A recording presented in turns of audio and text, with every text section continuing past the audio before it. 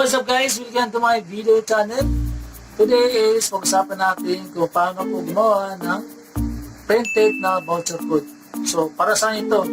So kadalasan kasi sa mga Pisopay owner is gumagamit ng printed na voucher code, especially yung mga naka-hotspot. So lalo na rin yung mga nag-expand ng kanilang business. So paano nila ginagawa yun? Ang ginagawa nila is naglalagay sila ng mga antena sa mga tindahan kung saan abot ng PSOEP nila, and then nag-iwan sila ng printed na voucher code kung saan yung tindahan na yun mismo ang nagbebenta doon sa mga kanilang customer. Siyempre meron silang sharing doon sa may-ari ng PSOEP. So kung kayo di kayo nakasabindo dahil medyo wala kayong tupos sa budget, so kaya nilang i-jabil is magturo ng another extra antenna. So ang gagawin nila is maglalagay kayo sa mga area o especially sa mga tindahan kung saan yung maraming nagtatambay. So maglagay ka ng antena doon, and then gagawa kayo mga printed na voucher code, tapos iwan nyo doon, and then bahala yung may-ari ng tindahan kung paano niya ibibenta yung voucher code. So maganda yung paraan para ma-expand yung ating PSOEP business. Especially na rin sa mga naka-hotspot, no? Meron kasi mga nag-PSOEP na gamit yung Microtech.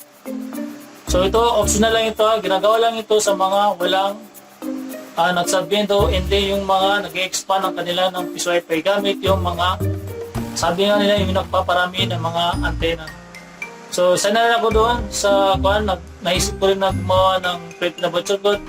Pero ang problema ko kasi is medyo hassle sa akin gumawa pa ng mga templates. So ang ginawa ko is nagbasa-basa ako sa group page kung meron na ba dun sa group page na meron na siyang already na template. Parang gagawin mo lang, silagay mo lang yung code and then printed na. So swerte na lang meron ako nakita dun sa ating group page. So mamaya babangit ang pangalan na saka na yung credits dito sa nag-share na yan.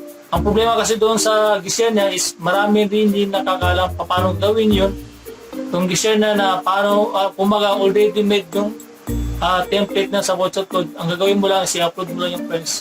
Ang problema kasi doon is hindi alam o hindi maintindihan yung instruction paano ginagawa yan. So sa video nito is tuturo ko kung paano siya gawin. So bago po lahat bago tayo magsimula paano natin gagawin yung printed na voucher code is shoutout muna kay CGA Aquatic Plants, no? Kung kayo ay mahilig sa isda, mahilig din kayo sa aquatic plant, kung gusto nyo magkaroon ng extra income bukod sa ating PSOEP, is tama-tama itong kanyang channel.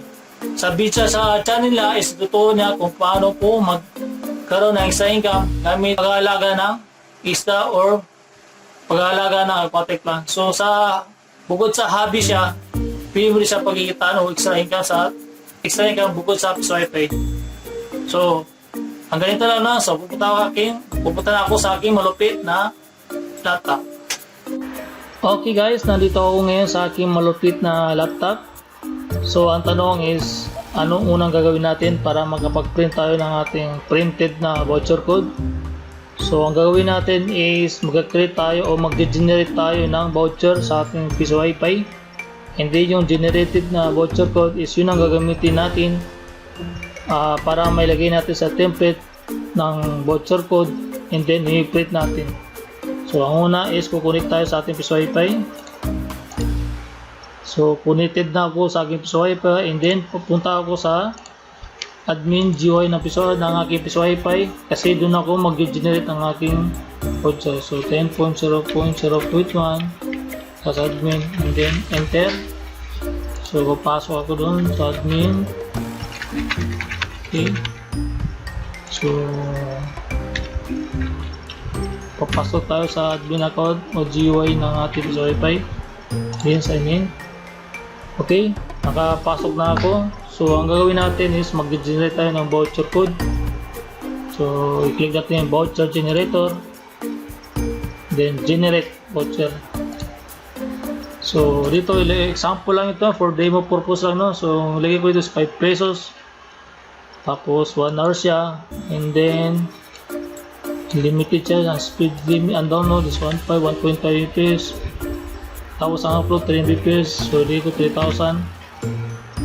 So next is enable post time ba o hindi. So sa akin pwede enable, pwede disable. Shared user, ibig sabihin sa isang code is pwede siya gamitin ng dalawang tao, kung tama ba yung pagkaintindi ko. So ang ginagawa ko, ginadisable ko siya, 0. And then ilang code ang gagawin ko sa 5 pesos is sample 5 lang. And then generate. So nandyan na. So gagawa ko ulit ng 10 pesos na code. So ang presyo niya 10, and then ang 10 pesos ko is 3 hours, and then 1.5 rupees, 3,000, so 3 rupees, enable ng post time, shared, shared, and then 5 rin, so generate. Okay, so dito is nakapag-generate ako ng 5 tag pesos, 5 tag 5 pesos, pati 5 tag 10 pesos. So i-download ko siya para maging Excel siya.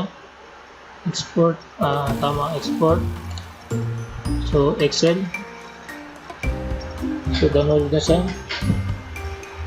Okay, so buksan natin. So ito na yung na-generate natin na voucher code. So buksan natin. Okay, naglo-loading pa.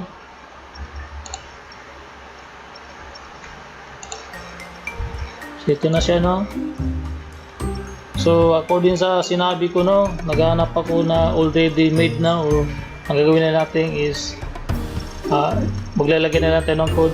So sabi ko kanina sa unang video is may nahanap ako. So ito yung nahanap ko. So okay, so ito yung nahanap ko kay John Christian D. Javis. So nag-share siya ng kanyang templates.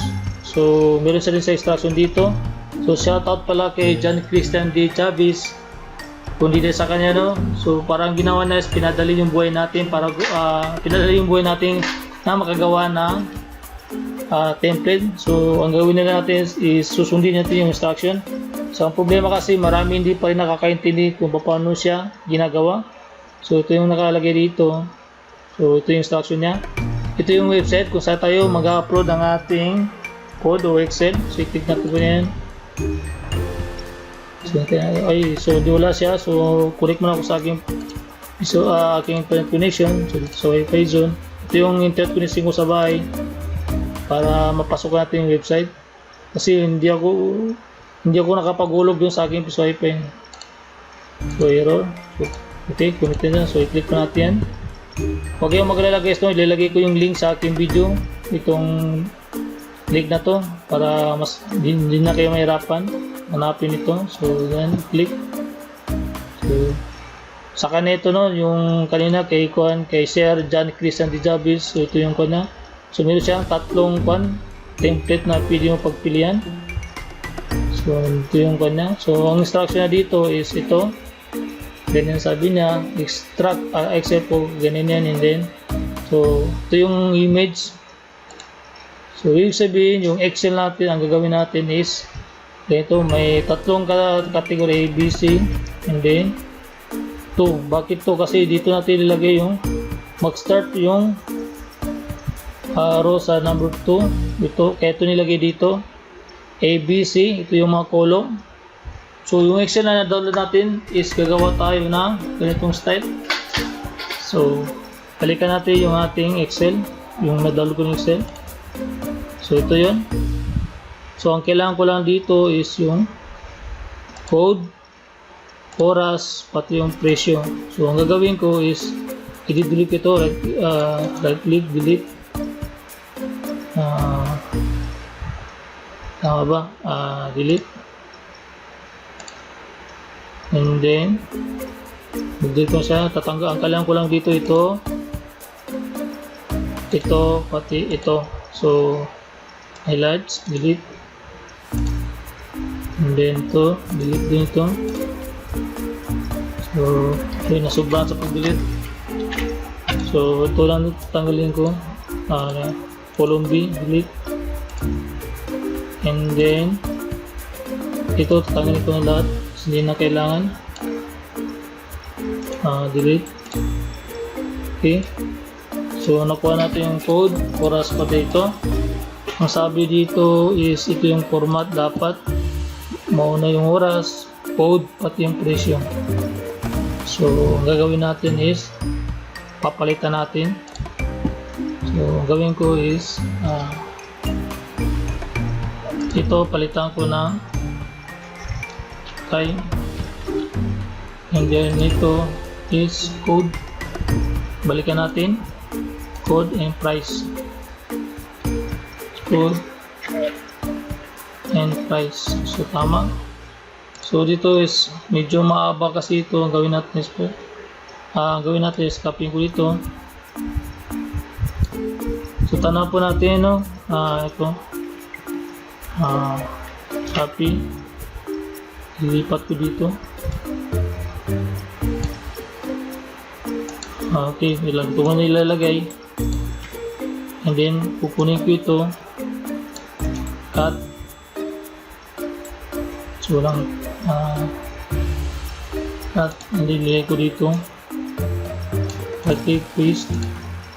Ito naman cut, and then paste. So ngayon is medyo, kung titignan mo dito is ganyan pagkasulat sa akin is ganito. So okay lang yan, depende sa inyo. So ganyan na lang. So tapos is sabi dito is okay. So nasundan natin yung format ABC. Nag-start na itong oras. Ngayon i-save natin, file, save.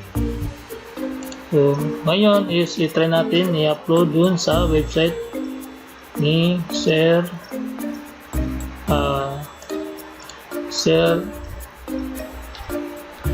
John. So ito yun, no? So ilipat ko sa desktop para mas madali natin hanapin. Cut, then paste. So ito yung nagawa nating voucher code. Ngayon ang susunod natin gawin is i-upload natin siya. So ito yung website na binigyan niya. So ang pipiliin ko, mayroon tatlo. So ang piliin ko mo ito sa taas, tatlong template mo, itong piliin ko sa taas, and choose file, desktop, and then i-click ko yung itong na-edit ko na voucher, open. Ngayon na-upload natin siya, and then mag-generate tayo. So tingnan natin kung gumagana siya. Actually 4 pala na, mayroon pala ito template 4. So 4 na template na pagpilian, no? So thank you talaga Sir John, no? Pinadali talaga ang buhay natin, no? So dito tayo pinahirapan. So generate. Okay, kulang. So pangalan ng PC Wi-Fi natin, lagay ko dito is PC Wi-Fi zone. Siyempre, no, para makilala yung PC Wi-Fi natin, so kailangan natin ito. So okay, generate. Okay, naglo-loading. Boom! Gumagana, no? So ibig sabihin, no, yung ginawa ko na code, ang ginawa ko is gumagana siya. So ilan ba? So maraming bakante. So basahin ko yung instruction ni Sir John kung ilan ba magkasya. So according sa kanya, 27 voucher kada papel. So okay, so ibig sabihin kada mag-print kayo ng voucher code is ang magkasya is 27. So sa 5 page meron kang 135 na voucher code. So okay, balikan natin. Ayun, ang gawin natin, either i-print mo diretso or i-download. So example, i-download ko muna, no? Download, ilagay ko sa desktop, and then save. So for demo purpose lang, bakit hindi siya napuno? So tama, no? 1 hour nalagay dito. Depende sa inyo kung sundin nyo sa kanila, lagi na 1 hour, sa akin hindi ko na ginalaw. So dito makita yung time, but i-code. Okay, tingnan natin. Ito na siya. Open natin. So hindi pala nung format ito. So importante guys, no, nakita nyo paano siya ginagawa. So close natin yan, and then try natin gamitin yung isang template. Ito bago ito, and then so upload. So PC Wi-Fi, generate. Okay, so maglo-loading. Wow. Ganda. So ito yung printed na ito yung template ng kanyang voucher. So gawin na natin si print. Nandito yung code, nandiyan yung oras, nandito yung pangalan natin sa ito. So ayos na lang yung ginawa ni Sir John. So CCTO pala sa kanya, no? So ang akin lang dito is pinaliwanag ko lang kung paano siya gagawin. So paano siya i-print, nandito lang siya, print or download. So di download kanina, hindi ko na nung klase yung format yan. So download ko. So kayo na bala, either naka-PDF ba ito, ano? So pwede na diretso print. Kayo na bala mag-explore. Wait lang, balikan natin. So tinignan natin, kayo na bala mag-explore. So yung link nito is ilalagay ko lang sa aking video, below ng aking video. So hanggang dito na lang, no? So kung meron kayo natutunan sa ating video tutorial, so paki-share and paki-like naman natin channel at saka paki-share na rin sa mga baguhan. So kung meron akong mali na sinabi is paki-comment below and di pa ko correct lang ako. So hanggang dito lang. So thank you for watching.